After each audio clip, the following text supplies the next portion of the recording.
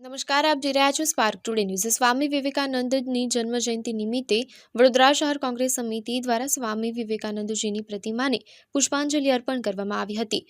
ઉઠો, જાગો અને ધ્યેય પ્રાપ્તિ માટે મળ્યા રહો, જેમને સૂત્ર આપ્યું તેવા સ્વામી વિવેકાનંદજીનો આજે જન્મદિવસ હોવાથી વડોદરા શહેર કોંગ્રેસ સમિતિ દ્વારા બદામડી બાગ ખાતે આવેલ સ્વામી વિવેકાનંદની પ્રતિમાને પુષ્પાંજલિ અર્પણ કરવામાં આવી હતી।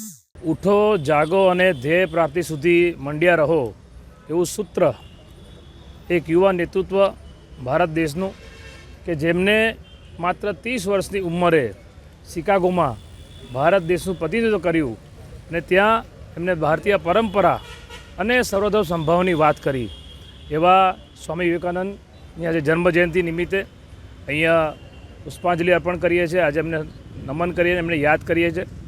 ખાસ કરીને આજનો દિવસ 12 જાન્યુઆરી એ નેશનલ યુથ ડે એટલે કે રાષ્ટ્રીય યુવા દિવસ તરીકે ઉજવવામાં આવે છે।